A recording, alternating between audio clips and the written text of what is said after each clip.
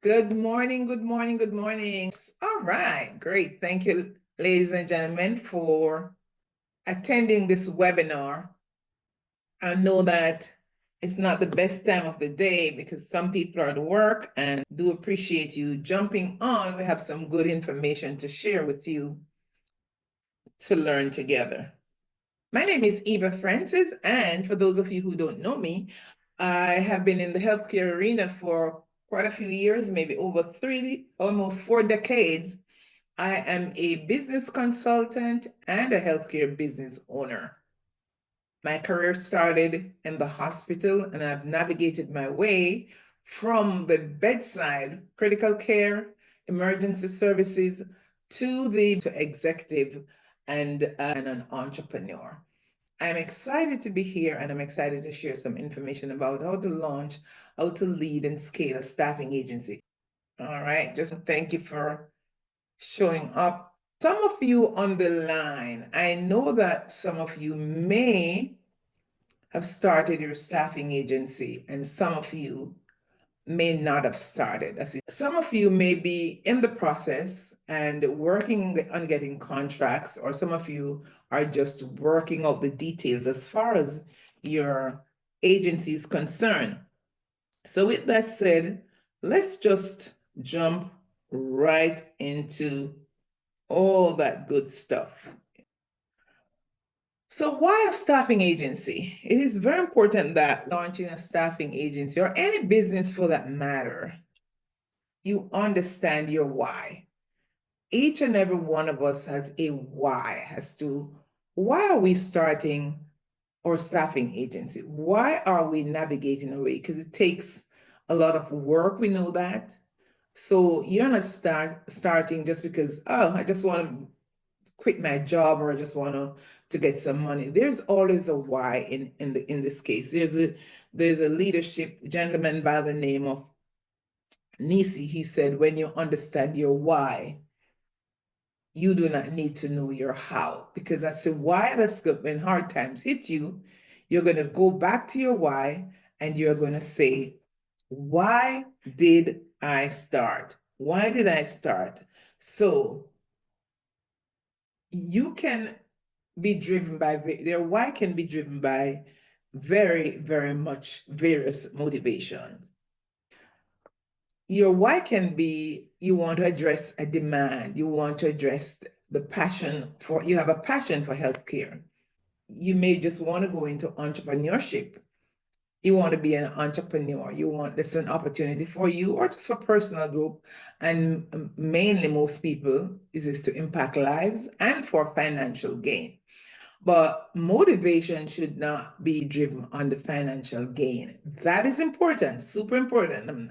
But you have to really have another why. Your why is, I want to leave a legacy for my family, my children, my generation. I want to become an entrepreneur. I want to impact lives. It should not be just financial gain, because you may not get money right away when you just started, like just jump on it and get your finances right away, and income will be generated immediately. So you have to have something to draw back on, that you can think about when it comes to, why am I doing this? Why am I starting my staffing agency? There's a hidden treasure in staffing agencies that a lot of people don't know. And if a staffing agency is run correctly, if you follow the blueprint that you learn, or you're going to be getting, and that's resonate with you, what that means is that you have to really carve out a blueprint for yourself based on the knowledge that you're receiving here today, and the knowledge that you have received from other webinars, or from other consultants, from other business coaches. And you say, you know what, this is the direction in which I want to go. And I want to say this upfront, that no organization is going to align themselves with a staffing agency that is not properly structured. So if you're going to start it, you're not going to wing it. Stop thinking, I'm going to wing this. You're not going to wing it. You're going to build it. You're going to create it, and it's going to become something that you nurture and grow and lead.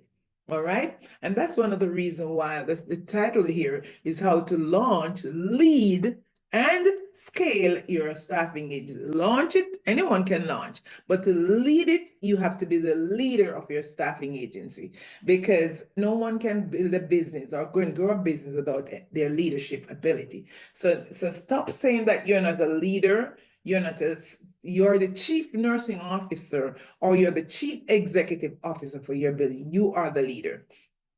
So this hidden treasure for healthcare staffing agency is for those who will carve out 2 to 4 hours a day to work on your business. It's not a side hustle, guys. You cannot use this as a side hustle.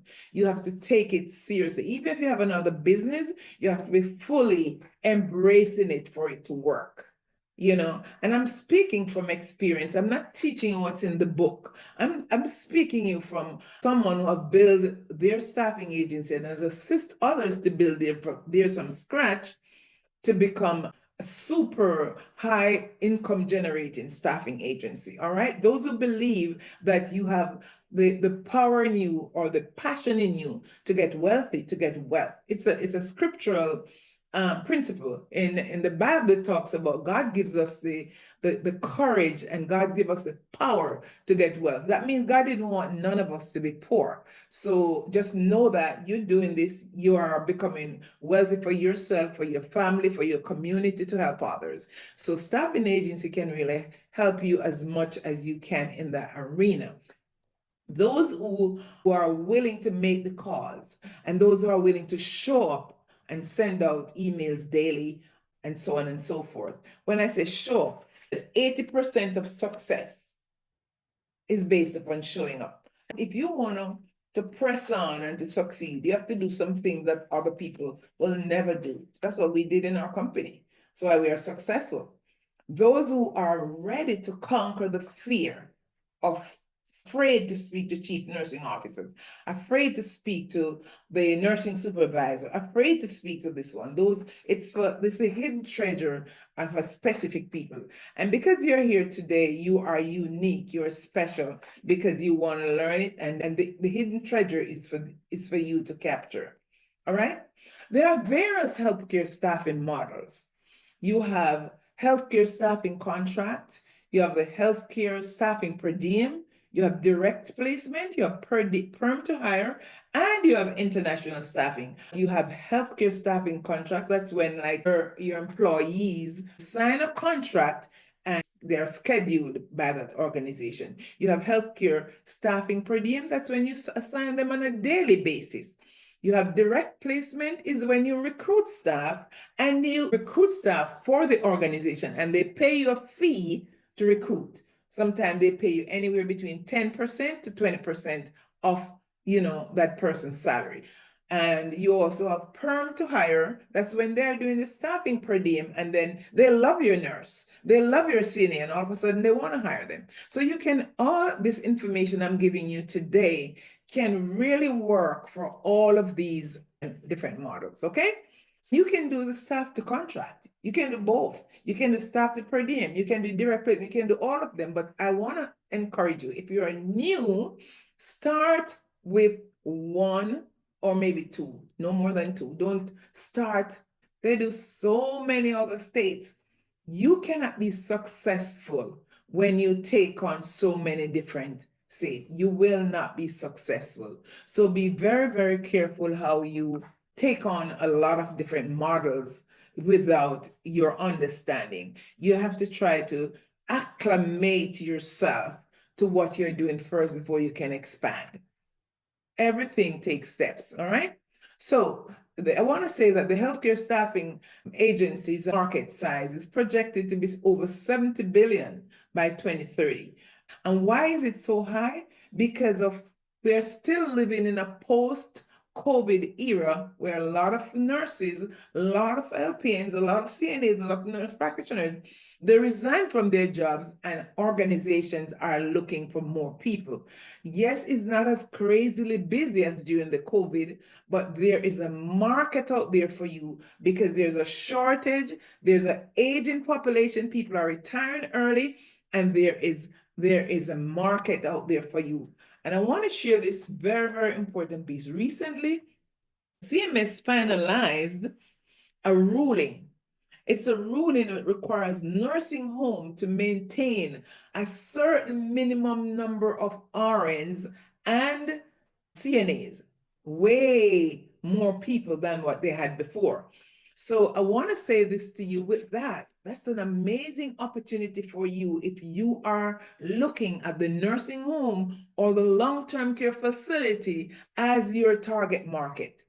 If I were you, now when you're looking at the target market as a nursing home or long-term care facility, I would start calling up and checking out nursing home because they are fixing their staffing right now. We have gotten calls from nursing homes. We don't do nursing homes. We have gotten calls from them. We do the hospitals because we just want to focus on hospitals for no particular reason, but that's just where our specialty lies. So let's talk about the steps to start because we're talking to people who don't even have a staffing agency. And I know some of you on the line do have a staffing agency. What is the first step? Step number one. Before you do anything, you got to make up your mind to succeed.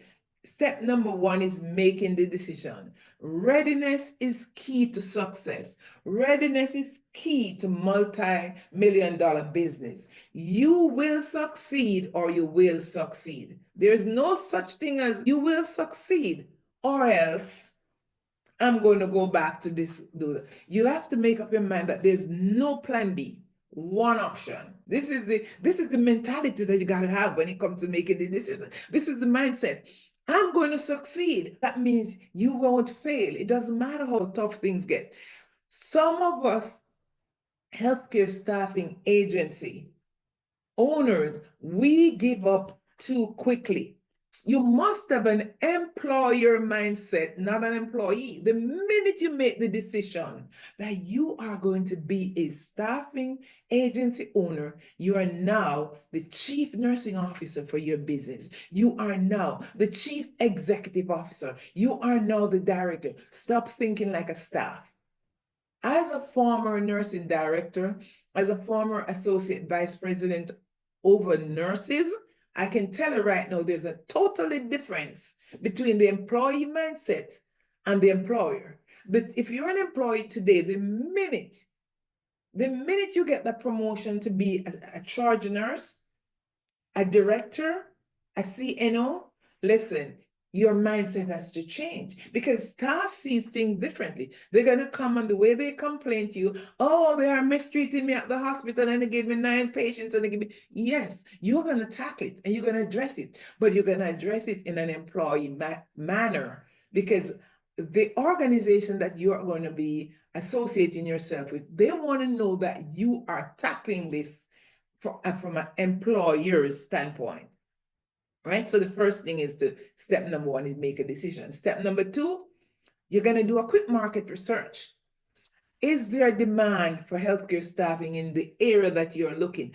Say you're in a city and you're in a small city and there is no need for the 2 hospitals in your city. In your whole city, there's 1 hospital. 1 small hospital, maybe they don't have a need. So there's not a need. That's not your market research show you that they don't have a need. So you're going to maybe step out in another city, maybe the same state, but in another city. And can you live in state A and operate in state B? Yes, you can. But you're going to apply for that foreign entity when you're doing that. Whichever state, you're going to have to register your business in that state. So you're going to identify your potential candidate. That's your step number 2. What's my potential candidate? Is my potential candidate hospitals, my potential candidate hospital systems, clinics, nursing homes, long-term care facilities, and recently, guys, nursing schools are requesting educators. So that's another market that I want you that you can tap into. So they are calling the agencies now looking for educators. So that's another market for you. I tell you, the opportunity is endless for you guys, endless opportunity. Now, let's talk about the estimated cost before I go to step 3, because we want to know how much money do I need? And I want to say this to you. Your cost is going to vary depending on several factors. Your cost varies depending on multiple factors. It can be, because remember, you're going to have to register your business. You need money for insurance liability agents. I mean, liability insurance, workers' comp, office space, if you want to, tech software, if you're ready for it, marketing and advising, staffing and recruitment, operational costs. Do you need money for all of this, all of these 8 things that is on the slide right away? Not really. This is what you're going to need eventually, but you can start very small. As long as your business entity is registered appropriately, you have the right insurance, you can start working on your own until you can hire a virtual assistant. Keep your overhead costs very low. A lot of people make the mistake. I gave this story already. A lot of people know my story when I transitioned from the hospital to start my own business, my training business. I failed initially because I wasted a lot of money because I know that I was in hospital in nursery in leadership role. I had my own secretary, my own people to do everything for me. They book your flight to go on trips. They do this for you. They do invoices for you. They fix your computer for you. They call someone to do your computer. If something is not working, your printer is not working, you just say, hey, Elaine, can you fix my computer? When you are in your office, you're doing this by yourself. You don't have a secretary. You don't have people to call them. But I thought that, oh, it's okay to continue what I was experiencing in the organization. So I rented a nice office, I hired people and all these things. Quickly, I realized I was wasting money. Sometimes that secretary was there sitting down, not doing a thing. Use your judgment. That is why for new staffing agency, I encourage everyone to start by yourself initially. But as you see fit, get yourself the first person, your first employee should be a virtual assistant. And the reason why I say virtual, in your local community, if you hire someone who is going to dress up and come to your office on a daily basis, that person is going to want to get nothing under 20, 30, 40, 50, 30, 20, 20, 25, $30 an hour. You get a virtual assistant, you can start with $6 an hour, $7 an hour, $8, but you're going to be very specific the way you get these virtual assistants. But I'm just saying to you, keep your overhead costs down very low. And when you do that, your estimated costs can be anywhere between 5,000 to 100,000. But guess what? You can start with 5,000 depending on your state. How much does this cost to register your state? How much does it cost for your business to become legal? And so you can go as low as possible, and you have to research. Research liability insurance. Don't just pick up anyone just tell you. Make sure you Google and you search and you call and you get the cheapest that you can get. Workers' comp, office space. Some states you don't need, most states you don't need an office space immediately, right away. You can start from your home. You can start in Starbucks with your computer. If you keep it low, I know people who are successful, run multi-million-dollar business right now. They started with $5,000. But a lot of people out there are telling you, a lot of coaches out there are telling you need $50,000 to start and $100,000 and get you scared. Don't listen to stuff like that. This is just definitely not true. It just depends on multiple factors. Another factor it depends on how many people you're hiring and how your client is going to pay you. Because if you have a client, and I'm going to be honest about some of the nursing homes, sometimes they don't pay right away. If you have a client that pays you every week or every other week, you're in good shape. Because guess what? You get money every week. Every week, you're going to get a check in your ACH, in your account to pay your staff. But if you have some companies that don't pay and you don't follow them up, yes, that's where you're going to need funding and factoring, and you still don't need a lot of money in your bank to take out your money from your bank book or mortgage your home to start. But you're going to start, you can start with factoring and funding. I'm going to talk about that later. And that's how you're going to have money to pay your staff. If you are blessed enough, you can get organization. My first contract that we got, that hospital was paying us every week So it worked out so good for us. Because right now, when things start getting really, really busy, you're gonna need money to pay your nurses. You're gonna need money to pay your CNAs. And guess what? No, none of your workers are going to be waiting for 2 weeks to be paid. Everyone wants to be paid right away. Sometimes they want to be paid every other day. You can't do that. Every week, the minimum. They won't wait for 2 weeks. All right. So that is, I want to show that, and you don't have to start with by breaking the bank. You can start with a small amount, 5 grand, 10 grand, that kind of a thing.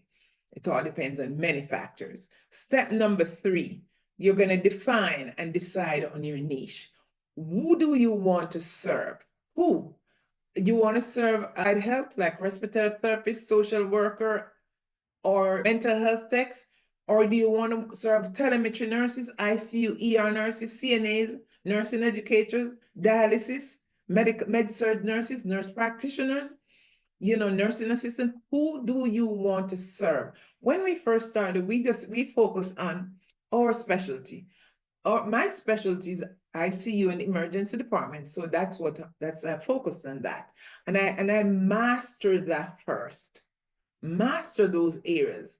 Understand the ins and outs, the software, the everything before I stepped into telemetry and CNAs and other allied worker, dialysis and all these things, cath lab, outpatient. We opened up to that, but we started with our specialty. And I encourage you, start with what you know. Start with your specialty. Define your niche and decide on a specialty that you love, you're passionate about. Do you have to be a nurse, or do you have to be in healthcare to start? Not really. You don't have to be a nurse. If you're on the line, you're not a nurse, don't count yourself out. You still can run a successful and a profitable healthcare staffing agency. But as time goes by, you're going to need a healthcare person, especially a nurse, to assist you when it comes to multiple things. Like, for example, interviewing. A nurse can spot the correct nurse right away. If you're not in a healthcare field, you may not be able to understand how to interview them and assign them. And how to follow up on clinical issues. Maybe not interview, because anyone can interview, but the clinical issues when hospitals call, you're gonna need a nurse to assist you. So even if you have a nurse consultant come in to work 2 hours a day for you to help you to review records, you're gonna need to align yourself with at least a registered nurse. Right? So define and decide on your niche. Step number 3. Step number 4, you're going to create a business plan.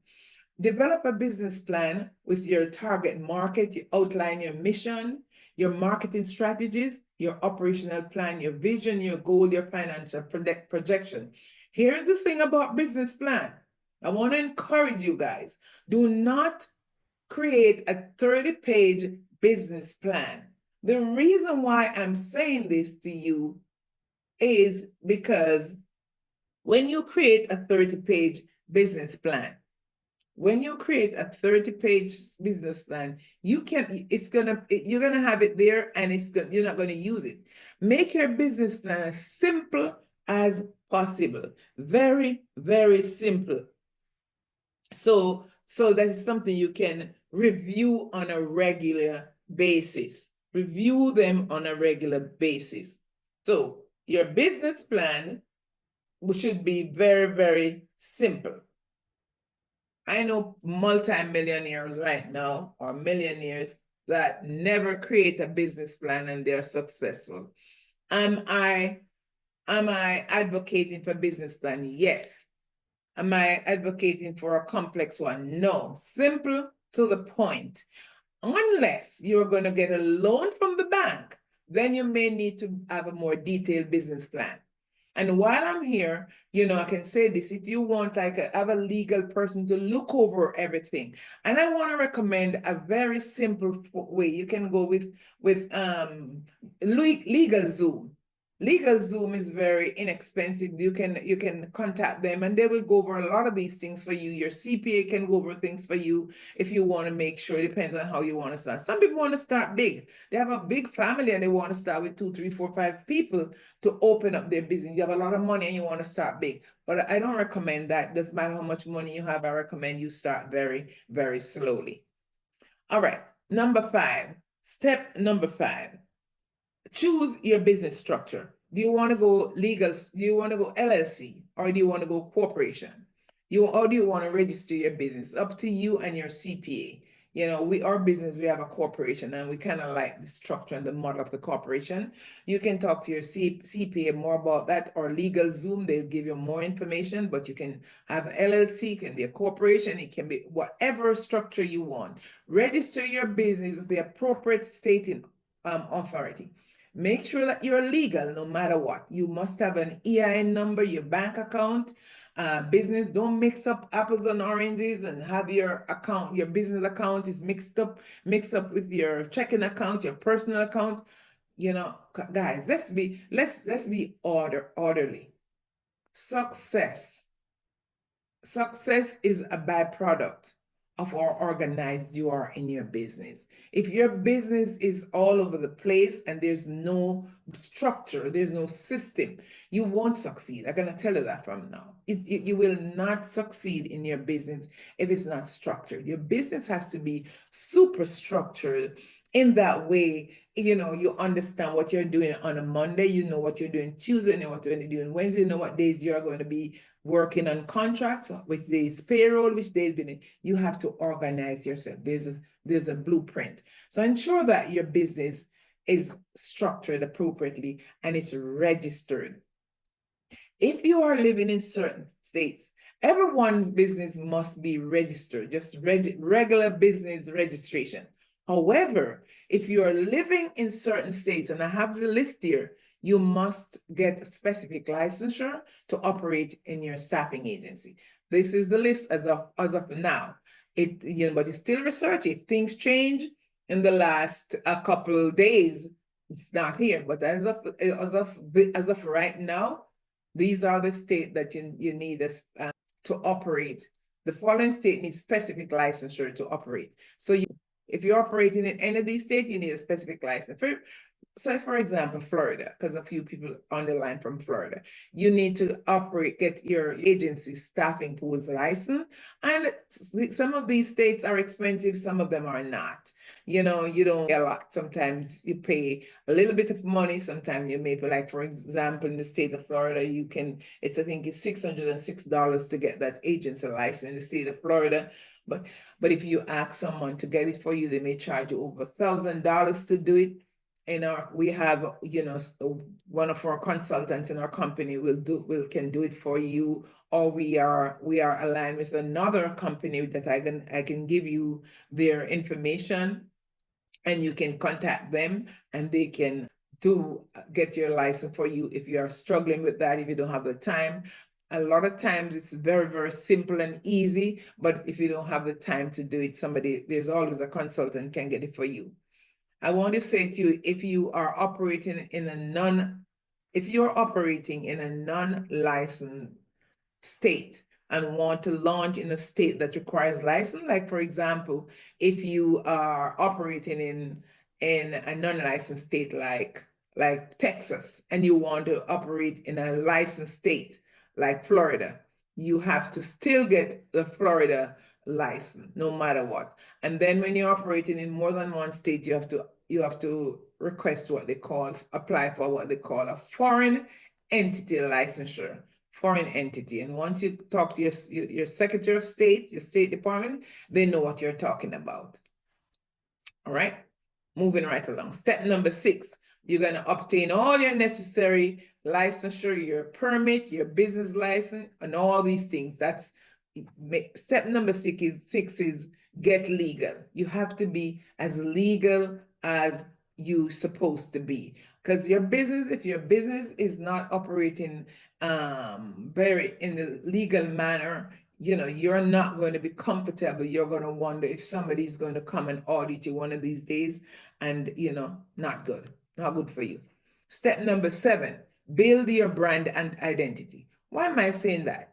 I'm saying that because you want to stand out in the marketplace. Build your brand. Decide and say, what brand? How do I want to come across? How do I want to look? How do I want to build myself? What kind of a website do I need to have? What kind of an email I need to send? What my business card need to look like? What does my online presence need to be like? You must have a great website, a professional website. Why? Because any organization that you connect with to get garner contracts, they're going to check your website. So don't just have a look at a little one page of website that is not, professional looking, because they want to align themselves with companies that are growing. Like, for example, when a Joint Commission stepped in, or CMS stepped into the hospital and assigning them, and they ask, what agency are you working with? They want to say, I'm working with Brilliant Healthcare. They check your website, it looks professional. So no one is going to align with you if you're on social media, telling off everyone on social media. You're on social media with all your personal stuff out there, because they look you up. It's a public information. Social media is public. So when someone hire you these days, believe it or not, they are looking up your company, and not only your company, you're looking up your name. And some of you who are experienced business owners on the line, you can tell me that when someone comes on to be hired, or you're interviewing somebody, I'm sure you go on LinkedIn and look them up. I do. I go on LinkedIn and I check them out before they come to me. Yeah, I'm going to read their profile. I'm going to read to see what's, so you don't want to be out there and you don't have, the right image so that you can connect with the organization. Organizations do not want to connect with. Many agencies experience their downfall because of their image. Poor website, poor image on social media. And don't support stuff. When you're in business, unless you don't put your name out there and it's just your business name, be very careful. Don't support things that people don't, because you don't know people's culture, and you may be talking stuff about, when you're in leadership, you have to be careful how you talk about certain things, politics and all these things. You have to be careful how you say some of these things. If you want a great website, I like to recommend two people. I have it on the slide there. ProReaver.com, Amanda Perez. Our number is 949-242-9506, or KR Creations, 954-803-4182. And you can check out any of these individuals. They will create a great website. Let them know that Brilliant Healthcare, Eva Francis, recommend them, and they will give you a discount. They know the assignment. They understand what you're looking for. Step number 7, set up your financial system. You have a bank account, set up your accounting system, set up your financial management tracking tool. And that can be QuickBooks, can be anything. You can research and do the right one. We track ours on our financial management tool tracking. We track that with our accountant on QuickBooks. Set up your expensive and your payroll system, and think about outsourcing your payroll. If you have one employee or two, that's okay. You can probably write up a check and give to them. But when you begin to have 5, 6, 7, 8, 9, 10, 11, 12, 13, all the way up there employees, you need to start thinking about outsourcing your payroll. And it doesn't cost a whole lot to also outsource your payroll. And I'm going to talk about some systems and some software that you can use. But you need to start thinking, how am I going to pay these people? That's one of the steps. How am I going to pay them? You start thinking about that. How am I going to fund them? Funding and financing. You can do self-funding. You can do personal loan. You can do capital funding. You can do home equity. You can, if you need money to pay. If your client is not paying you, you can use that. But the one that I recommend is this one here that I highlight: factoring and funding. And I'm going to tell you more about that when I get down there. Factoring and funding, we'll recommend some organization that can assist you in factoring and funding, which means that they purchase your invoices, they pay your employee for you, and then when your organizations or your client pays you, they just withhold their portion and send you the balance. That works beautiful when you don't have a lot of money to start, or even if you have money and you don't want to touch your money in the bank, you don't want to touch your savings, you want the funding to work for you. That's a great alternative. All right. The next step is develop your policy and procedure. You need a policy, a strong policy and procedure, which set out your recruitment and your hiring policy, your job posting policy, all of this is supposed to be under your policy and procedure. It must be comprehensive. Because you need that just in case you get audited, or say the organization that you're in alignment with, if they ask you where a question about what's your policy and such, you have something to say. My policy is such and such. You need to work with a policy, and that's something that's very important. Develop that. Step number 8. Now, step number 9, recruitment and hiring. And there is a fine line between recruitment and hiring and getting contracts. People always ask me, which one should I do first? Should I recruit and hire first, and then I get some contracts? Which one do I get first? My advice is this: both of them work together. You recruit and hire while you are trying to get contracts. And that's when probably you will need maybe an assistant, like a virtual assistant, 2 hours a day, 3 hours a day. They don't have to work full time. Virtual assistant don't have to work full time. You can have them 4 hours a day. You can have them 6 hours a day. When it's busy, because they're not full-time employees, when it's busy, you can hire more. When it's getting slow, you decrease the hours, that kind of a thing. That's the way to do it, because then you will not be running a business, you'll be running a hobby. So you're going to hire qualified professionals, have your staff credentials, internet, Indeed, word of mouth. That's how you're going to recruit them. You're going to use some onboarding software. We have some of the examples are Bamboo HR. We have used Bamboo HR in the past, and we have used one called When I Work. When I Work is very good. So you can research and use whichever one you want, but I recommend those two. That's why it's on my side. When I Work or Bamboo HR. There are a lot more out there. Staffing Grid and Staffing Pool. They have a lot of names. If you just Google onboarding software, you will see a ton of them pop up. And all you have to do to select the right one is to ask the organization to give you a demo. A demo on your computer, like a Zoom demo or something like that. And then you just decide, oh my God, I love this. And the cost is really down my alley. So I'm going to use that. So, just don't take my word for it. We don't like to change. Once something is working, we don't change it. We just keep it. So we are happy with When I Work. Social media. You must be on LinkedIn. At least you should be there. People need to know about your staffing, and that's how you can get nurses, you can get CNAs, you can get from LinkedIn or any of the social media platform, Facebook, Instagram, TikTok, any one of them you feel comfortable with. But I said the more professional one is LinkedIn, where you can align yourself with organizations. LinkedIn is completely important, but yes, you can align yourself with other workers, of course, on other platform, whichever of the platform that you are comfortable with. Some people said, I don't like TikTok. Because I personally, I never used to like TikTok. I still don't like it, but I do post on my conferences there, or if you're hiring people, you can post wherever the people are.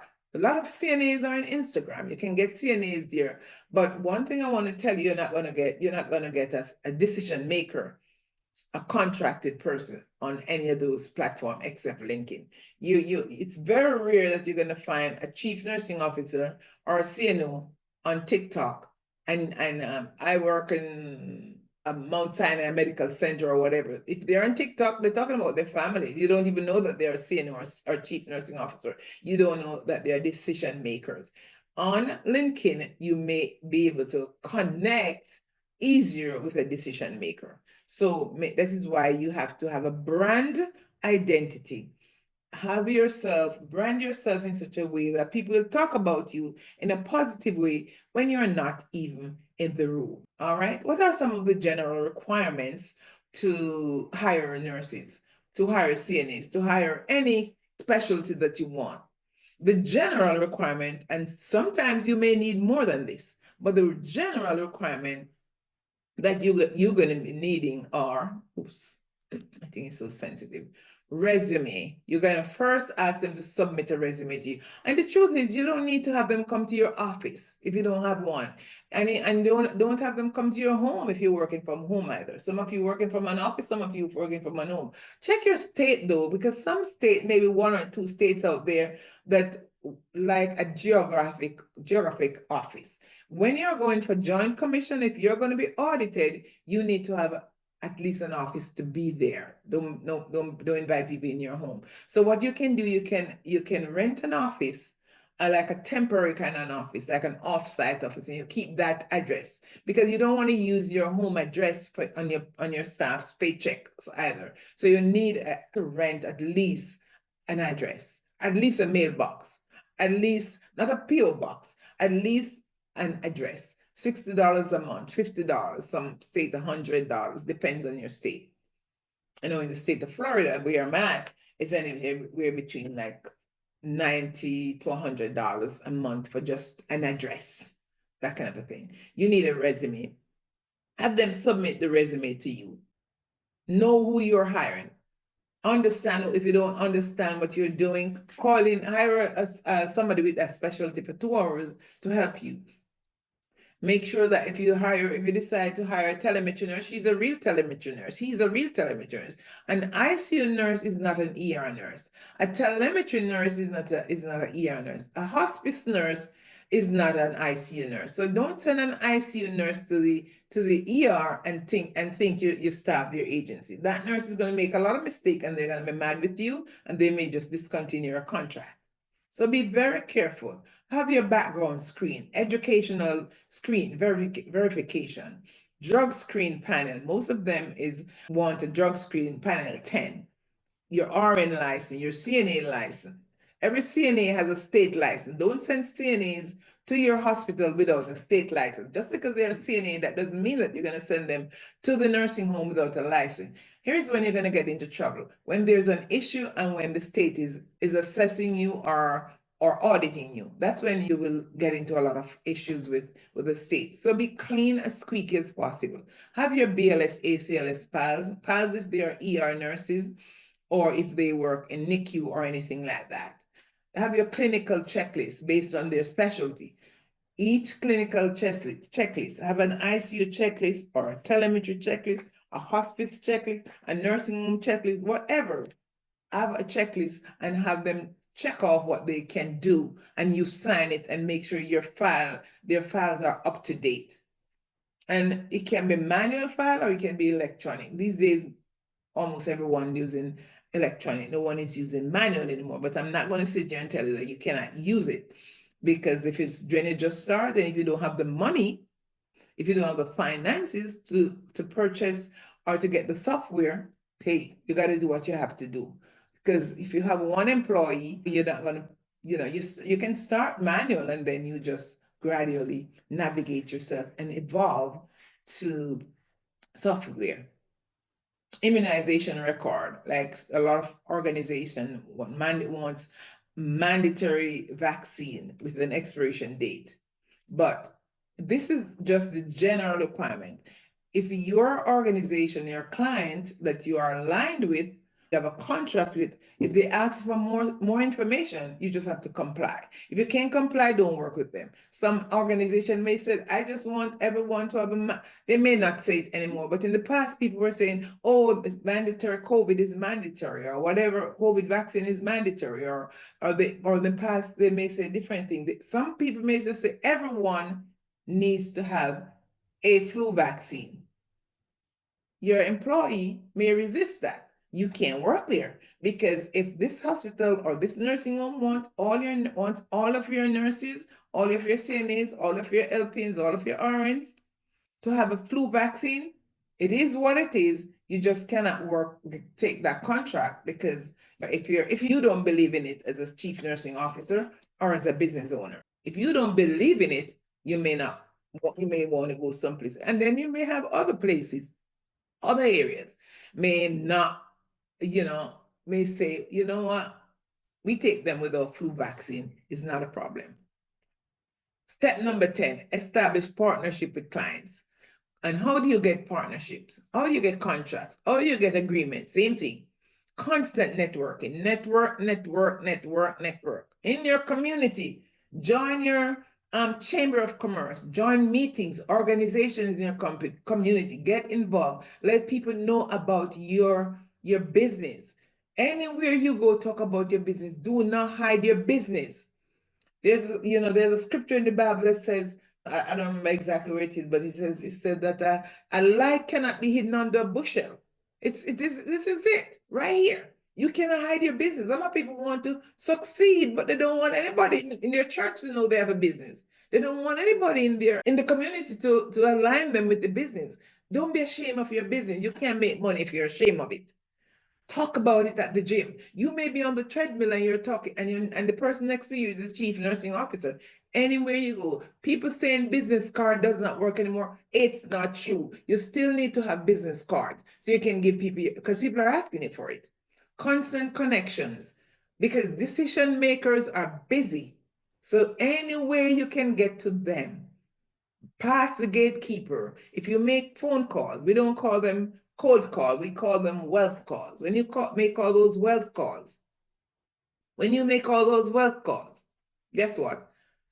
The gatekeeper with the secretary may block you, but you're going to be as sweet to them as possible, nice to them. You want to connect with the chief nursing officer. You want to connect with the staffing officer. You want to connect with the decision makers. They are busy. Any way to get to them. Sometimes you just need to show up. And they put a name with a face. 80% of success is showing up, says Woody Allen.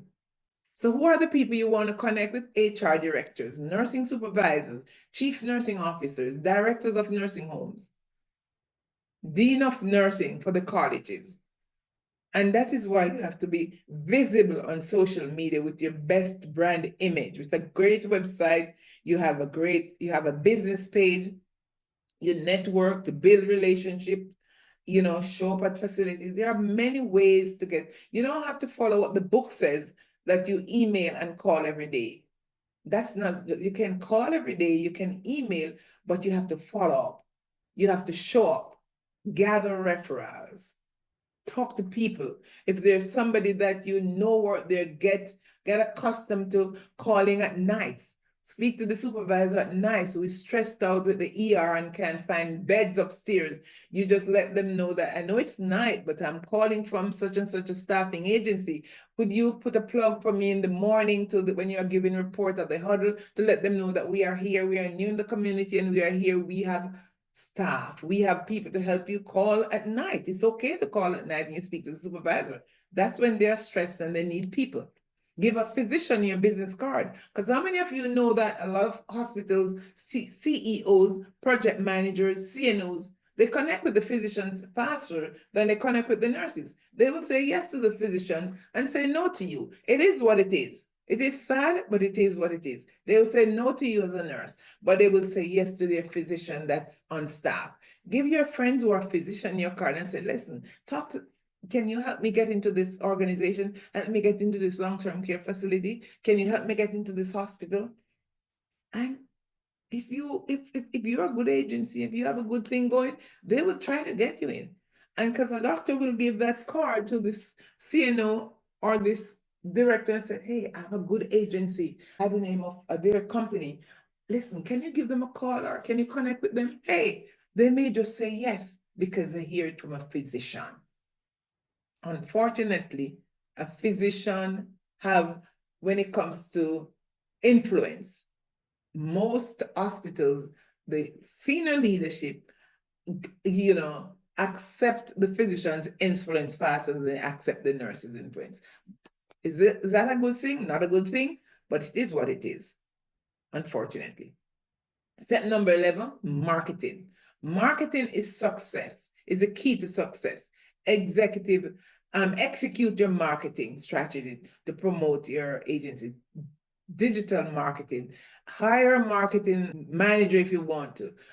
You can even hire a virtual marketing for low cost.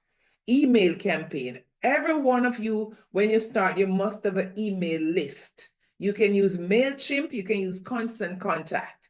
And the reason for that is everywhere you gather or garner an email, that you're gonna keep those emails until you're ready to send out information about your company. And then that email friend will forward it to another friend. I cannot see how people can have a staffing agency and you don't have an email list. That's where you're gonna find people. That's where people know about you. That's where you're gonna, as anywhere you get an email added to the list. If they don't want you to be on the list, just let them know that you're gonna be added to your list. They will unsubscribe. And don't feel bad if people unsubscribe. People will unsubscribe. A lot of times they unsubscribe. And when I was new, when I first started, when people unsubscribe, I used to feel real bad. But people don't want to hear, people don't want to hear certain things. They will unsubscribe. That's okay. That's part of business. You don't get offended because someone unsubscribed from your email list. Have an email list. Some of these email lists, ladies and gentlemen, you can have them for free, just if you just have a few emails. But as time goes by, you're gonna definitely need more. All right, almost done. Step number 10, we talk about partnership or marketing, payroll. These are the payroll system that you're going to use, billing, outsourcing. You're going to use ADP. You can use QuickBooks. Take a slide picture if you want, and you can work with small business to manage. And these are all the system. I recommend Paychex. That's the one that we're using, and I'm recommending it, right? Billing. These are some of the billing software again, FreshBooks, QuickBooks, you can use those to bill. But let's talk about how you bill the organization. Your bill rate, what's your bill rate you're going to use? Your bill rate is going to be based upon your current market. You cannot just say, how much am I going to bill on? And just ask somebody or a friend from another state. No, you're going to base your bill rate of how much you're going to pay your staff. And payment is going to base upon your current market. If you're in Florida here, and you're gonna have to do a research and see how much are they paying nurses these days in the agency, and say they are paying nurses, say they're paying $70 an hour. Maybe it's a little low now that we are in the post-COVID era. $60 for nurses nowadays. You're going to be billed based on that because your profit margin is supposed to be minimum 30% to 100%. What do I mean by that? Your profit margin should start with 100% profit margin or 100% markup, same thing. What I mean is that if you're paying your nurses $50 an hour, and you want to have a 100% profit margin, you're going to bill the organization $100. It's like 100% of $50. 100% of $50 is $50. So 50 plus 50, 100. If you're gonna bill them, if you want to make, and you can negotiate. So they work it out in such a way that you get a profit margin at least 30%. Otherwise, you're not going to make any money. So don't go too low. So your bill rate is going to lower. You pay the staff, and the higher you bill, the better you are. If you're doing CNAs, shoot for 100% markup because CNAs are very low paid. $12 an hour, $15 an hour. Try to get 100% markup from your billing company, from your organization. So when you start from high, like if you're going to pay your nurses 50 and you get a contract, just start with $100 an hour or more if you can. And then you negotiate. If they sometimes they will laugh at you and say, get out of here. Are you kidding me? I'm not going to pay you that much. That's okay. Negotiate with professionally. Negotiate professionally and work with them. And while you're negotiating, you're going to let them know that, listen, in your negotiation, they know if you are going to provide staff for them. Are you going to be the agency owner that have staff? Or you just sign up and you have no nurses, you have no staff? Don't get a contract if you know that you're not going to get staff. That is why I said both of them work hand in hand, the contract and the hiring, because those are your two money making processes. Get the contract and hire people. Send them out, bill, make your money. All right? Gross income versus net income. if you charge the organization a certain amount of money and then you start getting your money from them, they brag and say, I'm making millions of dollars. This is what I'm making. That's not what you're making. You got to subtract all your business expenses before you said you're making this is what you're making. You're not putting that the gross amount in the bank.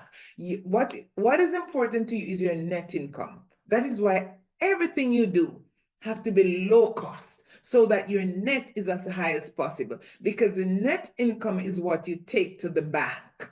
You don't take the gross income to the bank. The gross income that you get from the billing company, you got to subtract the professional liability insurance, your payroll taxes, your Medicare tax, your social security taxes, your income tax, and you pay out your staff. Whatever you have leave is your net income. That's why when you're growing, you need a CPA who understand the staffing industry. If you need a CPA who understand the staffing industry, it doesn't matter what state you are, you can send me an email. I'll recommend my CPA to you. She knows the staffing industry inside out. Plus, I teach her the clinical part, so she understands the assignment. And there are many, many more out there. All right, so that's the thing. What you have to know, understand that your gross income is not your net income. What you're interested in is your net. So you must subtract all your business expenses, and as a general rule, your overall net profit is going to be anywhere between 25 to 40% of what you're making. And I'm going to show you an example in my next slide. That's a general rule. All right, here's $1 million formula. This is a gross profit. Say you have one registered nurse, right? One RN, and that nurse work 36 hours a week, and you bill the hospital $75 an hour. $75 an hour, and you have one RN that work two shifts. You have one who work in the morning, one who works in the evening, but it's 36 hours. Your total you're gonna make is 5,400. Step down to 4 RNs, 144 hours, $75 an hour, two shifts, 7A, 7P, 7P, 7A. You're gonna make, your total for that shift is gonna be for that week is gonna be 21,600. So for the year, if you just have, work like this, for the year you make 1.12 million. You make 1.12 million for the year for just by having 4 RNs. But here's the kicker now. The 1.12 million is not your net. So when you're talking about my net pay, that is going to look great in your back account when they send it, when that money comes to you. But that's your gross. By the time you pay out your staff, take out you're going to make at least 30% to 50% of this is what you're going to make. 30 to 50%, and 50 is pushing it. If you're splurging, you're not going to make more than 25 or 30. Go easy. You have to start low. Your net, you have to start like on a shoestring budget. Don't overdo it when you just start. Don't overdo it, and don't advertise and tell everyone how much money you're making. Don't discuss how much you're making with your staff. Don't discuss how much the hospital or how much a long-term care facility is paying you with the staff. The minute the staff hear that they're paying you X amount of dollars, they want more money. Why? Because they don't understand all your business expenses. They're gonna want more. Oh, they're paying me. Oh, look how much they're paying me. They're paying me $25 an hour, and they're billing the hospital $100.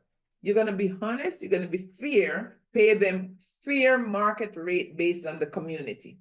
Don't overdo it and don't underdo it. But you don't need to discuss your hospital or your billing rate with your team. And the organization has no right or any reason to discuss the bill rate with your team either. So you have to really, it's important that you keep that as professional as possible. What's the message here? Your net margin is what counts. So how are you going to stand out in the marketplace? Exceptional service. Keep up with your organization. Check on them. Check on them and see if they like what the work that your staff is giving. Send them a basket every now and again. When I'm sending basket to my organization, I don't send them basket during high high vacation or holiday time. Like Christmas time, I don't give my clients anything. No, because they don't notice it.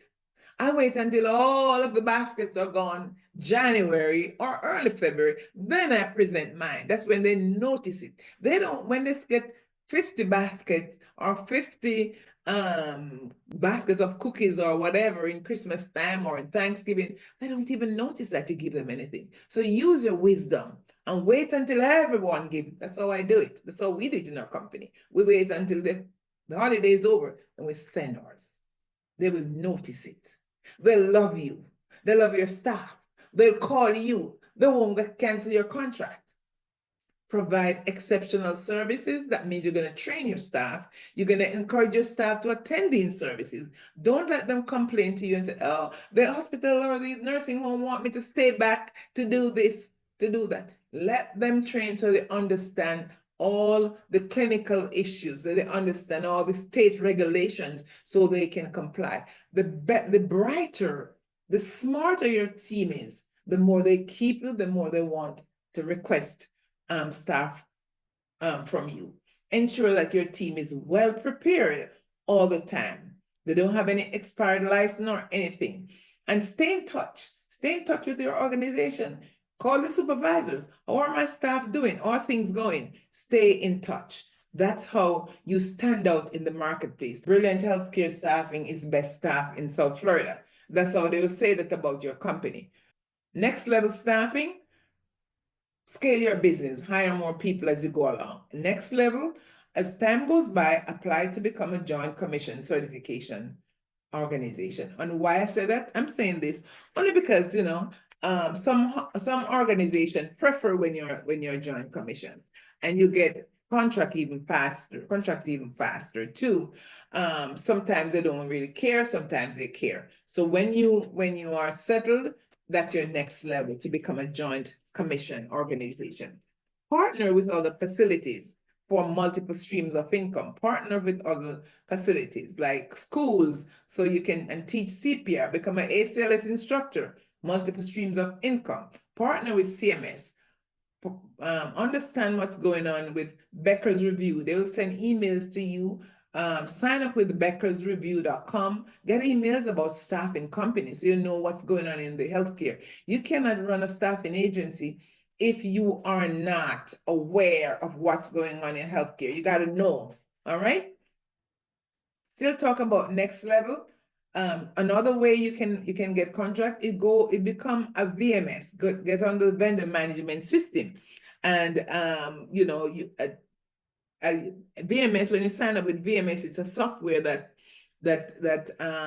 they use to manage organization and clients. So you can sign up with them, and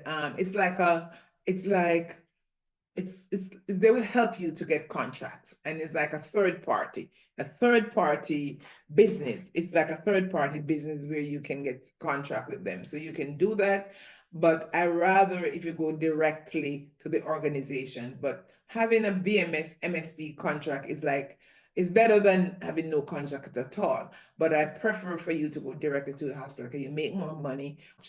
So that's your next level. All I have to say about international staffing for your information, the definition is you're recruiting and employing qualified candidates from other countries, and you have two models. Model one, you partner with an international staffing agency, with an international staffing company in the United States of America, and you get a recruitment fee. Some places it's anywhere between 4 to 10 grand per qualified employee. And it's not as easy as it sounds on paper. It's kind of, you have to really work hard to get connected with them. But you can recruit staff members from other countries and partner with organizations. Or you can go model two by having your own company, which you have your own department, your own compliance department. You hire an attorney, business development, and then you do everything from scratch. But I don't recommend model two because it's really huge. It's like some of these staffing companies, they have multiple people that work on one employee to get them in. I would say if you go in international staffing, to go with Model 1. The key to success, revenue generating, idea, get contracts, align yourself with great organization, get your clients, hire good staff, excellent staff, build relationships, ensure that your payroll is accurate, ensure that you are marketing well. Because when you do that, the outcome of this is you're impacting lives and you're building influence. You are transforming healthcare and you are here to build influence, impact lives. And in addition, you're going to make money, manage money, and you're multiplying money. This is the end of my staff presentation, but I want to share with you, because a lot of people want to ask me how I can help them to become a staffing agency. We have two options of how we can help you. Option number one, if you want us to help you to become a staffing agency, we have an online course. It's a self-learning online course. And go through that course yourself. You just go through it without any assistant. Basically, everything that we talk about is on the course. And then with that course, you're going to get 19. All those downloads we have are like policy and procedures samples, checklist samples, business plan sample. We have all of those samples for you. We can list all of them. Now you can join other future webinars at no cost. You see, we have a book online on Amazon. It said how to start a staffing agency. It's online. You get one of that for free. You also get a 60 minutes coaching call with myself or one of my consultants. You have unlimited email questions and answers. You join a Facebook page that we have. And if you want to get help today and you join, the cost for that is $599. After the webinar, this package is for $799. The only thing that's not included in this price is if you are in a state to get specific license, that's not a part of this cost.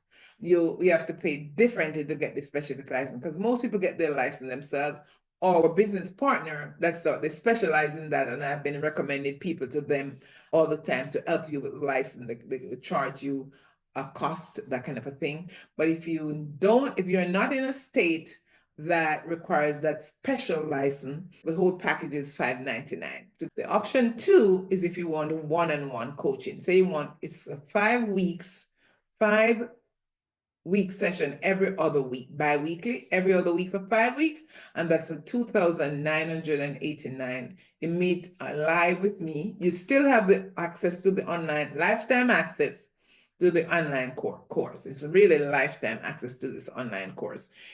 It's copyright, so you're not allowed to like print the course or anything like that. You go through the course. Then you have a one-on-one live coaching call with me, five different coaching calls. And that's going to be every other week. You also get the book to launch, unlimited email, join the Facebook group, and that's for $2,989. If you're paying full, if you pay 2 payments is $1,500 per payment. So that's how we can help if you need any one of us to help you. If not, what we do is every so often we have free presentations like this, and we'll still go over, we'll do this. We do have some free webinars, sometime once a month, once every 2 months, we do them. Sometimes we do them regularly, sometimes we don't. It all depends on what's going on. So with that said, that's how we can assist you as far as staffing is concerned with the different options. And you can email us at info@brillianthealthcaregroup.com. And then if you have any questions, feel free to send me an email, ask me before you commit yourself. But that's the package deal, and that's how we can help.